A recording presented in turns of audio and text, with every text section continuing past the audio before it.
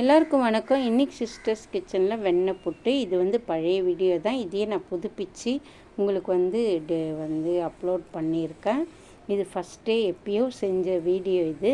அப்போ வந்து தெரிஞ்சிருக்காது. நான் ஃபஸ்ட் டைம் செகண்ட் வீடியோ 3வது வீடியோவில் போட்டது இது. இதை வந்து நான் புதுப்பித்து உங்களுக்கு போடுறேன்.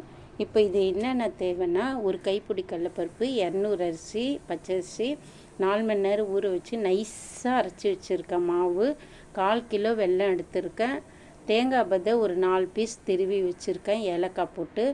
அதுக்கப்புறம் தண்ணி மொத்தம் 5 கிளாஸு டிவைட் பண்ணி போட்டுக்கோங்க. தேவையான அளவு நெய்.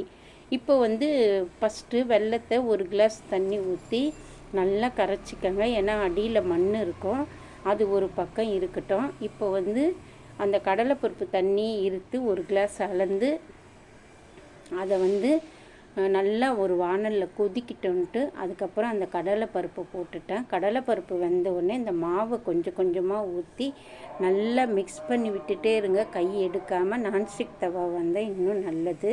நம்ம சாதாரண தவா நெய் ஊற்றிட்டு அதுக்கப்புறம் போட்டு அதை கிளறுங்க.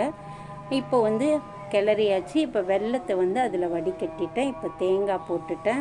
இப்போ மிக்ஸ் பண்ணினே இருக்கிறேன் பாருங்கள். கொஞ்சம் கூட ஒட்டாமல் சேர்த்து மிக்ஸ் பண்ணிகிட்டே இருங்க. இது கொஞ்சம் நேரம் வேலை எடுக்கும் தான், ஆனால் டேஸ்ட்டு சூப்பராக இருக்கும், உடம்புக்கு நல்லது. நெய், வெல்லம், நம்ம இந்த அரிசி மாவு இதெல்லாம் நம்ம சேர்த்து சாப்பிடும்போது நல்லது. குழந்தைங்களுக்கும் இது கொடுங்க.